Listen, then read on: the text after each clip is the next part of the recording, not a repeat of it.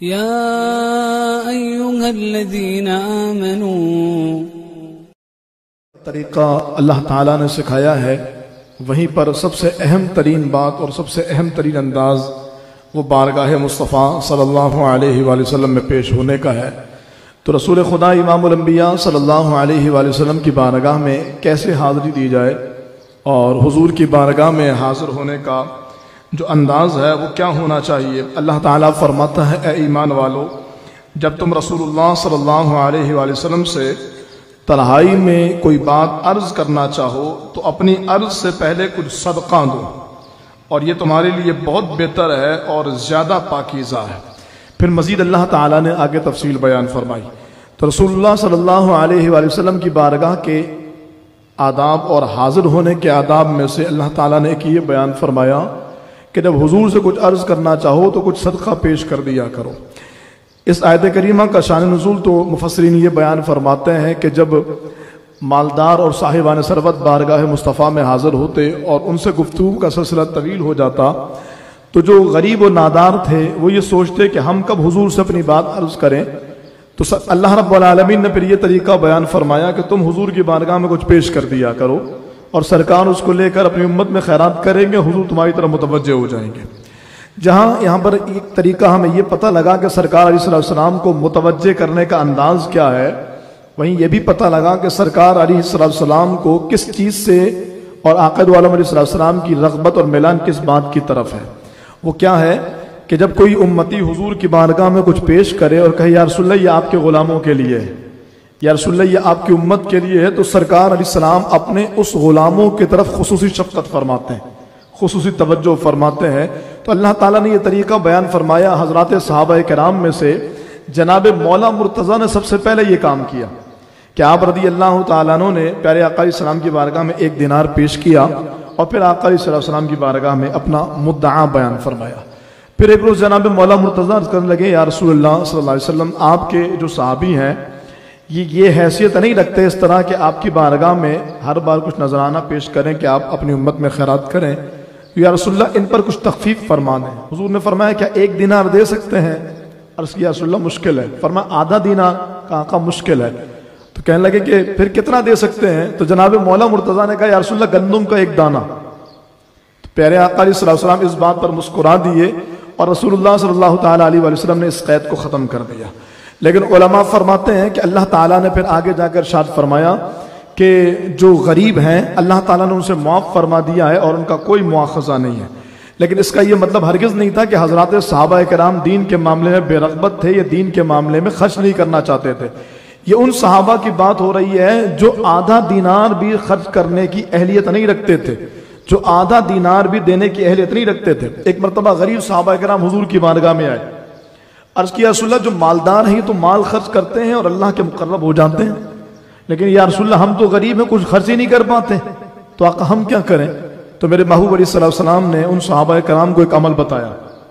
حضور نے فرمایا کہ ہر نماز کے بعد تسبیح فاطمہ 33 بار سبحان اللہ، 33 بار الحمدللہ، 34 بار اللہ اکبر، فرمایا یہ پڑھ لیا کرو، روئے زمین پر کوئی بھی نیکیوں میں تم سے بڑھ نہیں سکے گا۔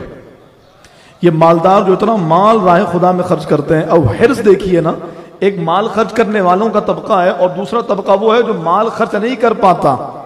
آج کے دور میں تو مال ہوتے ہوئے بخل سے کام لیا جاتا، اور وہ اس بات پر اللہ کی بارگاہ میں اپنے ندامت کا اظہار کرتے تھے کہ یا اللہ ہمارے پاس تو مال ہی نہیں، ہم غریبوں میں کیا تقسیم کریں، ہم کیا خرچ کریں۔ تو اللہ کے حبیب علیہ السلام نے عمل بتایا، بڑے خوش ہوئے، انہوں نے وہ عمل شروع کر دیا۔ جب مالدار صحابہ کرام کو یہ بات پتہ لگی تو انہوں نے بھی یہ عمل شروع کر دیا، مال بھی خرچ کرتے اور یہ وظیفہ بھی پڑھتے۔ اب وہ پھر غریب آ گئے، کہ یا رسول اللہ اب تو وہ مال بھی خرچ کرتے ہیں یہ عمل بھی کرتے ہیں، وہ تو پھر ہم سے نیکیوں میں بڑھ گئے۔ تو پیارے محبوب علیہ السلام مسکرا دیے اور فرمایا ذالک فضل اللہ یؤتیہ من یشاء، یہ اللہ کا فضل ہے، جسے چاہتا ہے وہ عطا فرماتا ہے۔ تو عرض یہ کر رہا تھا کہ حضرات صحابہ کرام اگر مال نہ خرچ کریں تو یقیناً یہ ان کی اپنی حالت پر ڈیپینڈ کرتا تھا کہ وہ اس کی اہلیت نہیں رکھتے تھے۔ فی زمانہ ہمیں ایسی بہت ساری باتیں بتائی جاتی ہیں کہ جی فلاں صحابی نے یوں کیا، فلاں صحابی نے یہ کیا، تاریخ میں یہ بات ملتی ہے، فلاں کتاب میں یہ بات ملتی ہے۔ میں آپ سے عرض کرتا ہوں اس جدید ترین دور میں جہاں پر موبائل فون کے ذریعے اور ذرائع ابلاغ اتنا مضبوط ہے کہ ہر چیز لمحوں میں ہم تک پہنچ جاتی ہے، اس کے باوجود آپ دیکھیں کمیونیکیشن گیپ کتنا زیادہ ہوتا ہے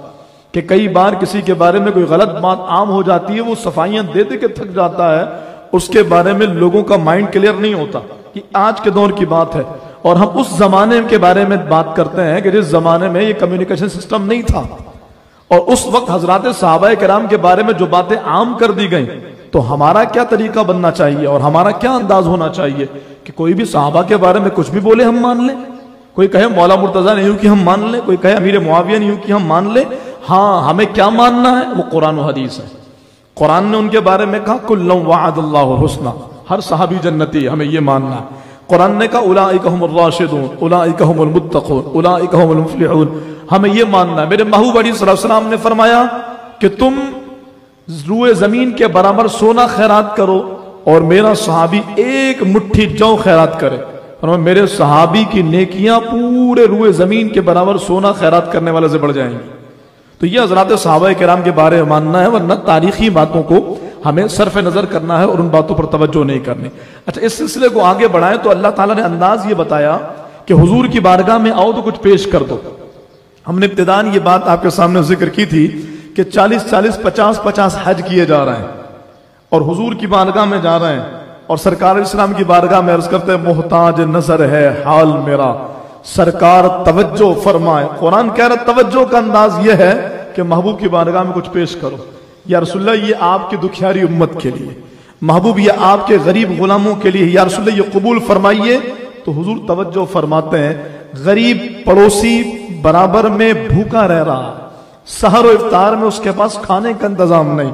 4 مہینے سے وہ بے روزگار ہے، بچوں کے سکول کی فیسز چڑھی ہوئی ہیں، گھروں کے رینٹ چڑھے ہوئے ہیں، اپنا گھر نہیں ہے، یہ معاشی بحران ہے، پریشان حال ہے، اور یہ رمضان شریف میں ہر سال مدینہ پاک میں گزارنے کا سوچ رکھتا ہے۔ اچھی بات ہے، مدینہ شریف جانا کس عاشق کی تڑپ نہیں ہوگی، حرم میں محترم دیکھنا کس کے دل کی چاہت نہیں ہوگی، لیکن اللہ کے محبوب کی بارگاہ میں قبولیت کا انداز یہ بتایا گیا کہ پہلے حضور کی بارگاہ میں کچھ پیش کرو۔ تو چاہیے یہ کہ وہ جو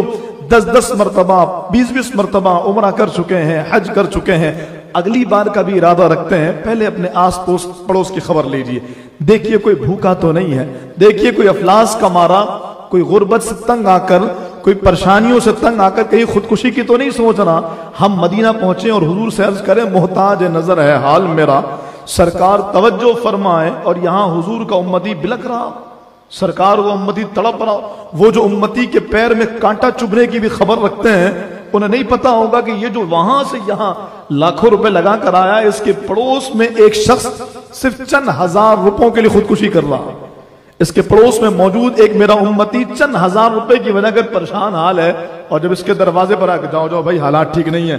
آج کل پیسے نہیں ہے، تم لوگ بھی آ جاتے ہو مانگنے کے لیے، اور لاکھوں روپے لگا کر یہ وہاں کا سفر کر رہا ہے، تو ہمیں دیکھنا چاہیے کہ بارگاہ مصطفیٰ میں حاضری کے آداب کیا ہیں۔ پھر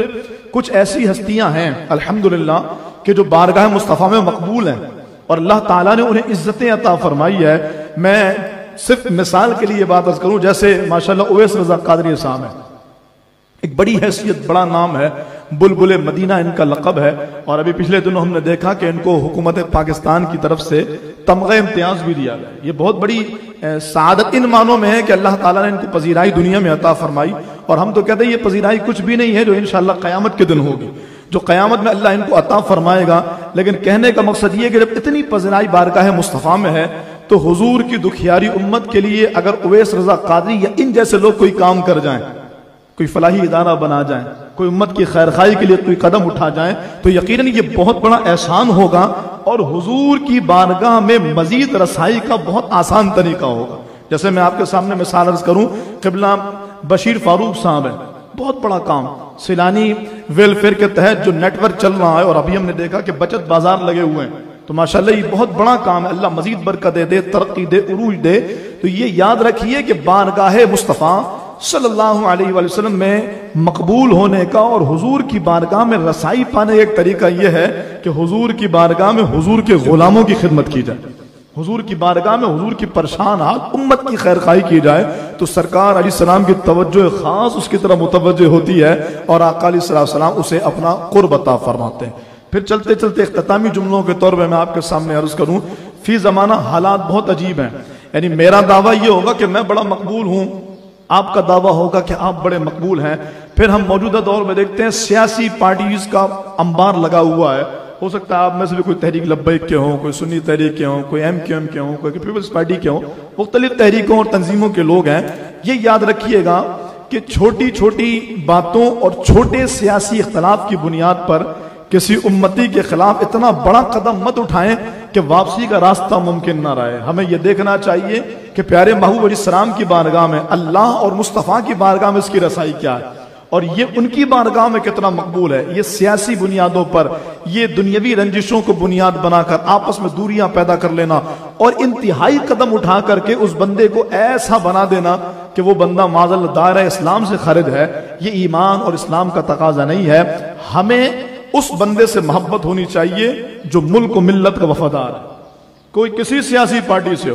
کوئی کسی مذہبی جماعت سے ہو، اگر ملک و ملت کا وفادار ہے، اللہ اور اس کے رسول کا وفادار ہے، محبوب خدا امام الانبیاء سے محبت رکھنے والا ہے اور پاکستان کی خیر چاہنے والا اور ملک پاکستان کا خیر خواہ ہے، وہ کسی بھی سیاسی پارٹی کا ہو، اختلاف یقیناً ہر ایک کا حق ہے، دیکھنے کا اور سوچنے کا اور بولنے کا نظریہ مختلف ہو سکتا ہے، پوائنٹ آف ویوز مختلف ہو سکتے ہیں، لیکن اگر حضور کا امتی ہے، اگر محبوب کا غلام ہے، اگر ملک و ملت کا وفادار ہے، کسی بھی سیاسی پارٹی میں ہو، کسی بھی جماعت کے اندر ہو،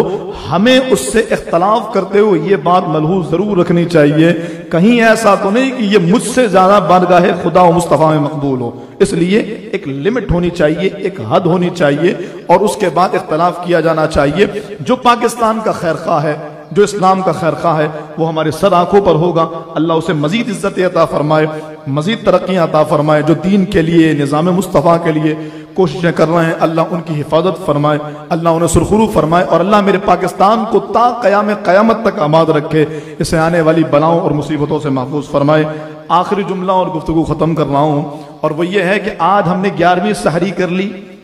رمضان شریف کی 11ویں فجر بھی ادا کر لی، اور 11واں درس قرآن بھی ہو گئے۔ کئی ایسے خوش نصیب اور خوش بخت ایسے ہوں گے کہ جنہوں نے قرآن ختم کر لیا ہوگا، کئی ایسے ہوں گے کہ جو روزانہ کی بنیاد پر ایک ایک سپارہ پڑھ لے ہوں گے، اور آج 11واں سپارہ ہوگا، ماشاءاللہ وہ بھی مبارکباد کے مستحق ہیں، لیکن کچھ ایسے بھی محروم ہوں گے جنہوں نے اب تک قرآن کھولا نہیں ہے۔ مجھے دیکھنے اور سننے والوں سے میں عرض کروں گا، آپ کا تعلق کیا اس طبقے سے تو نہیں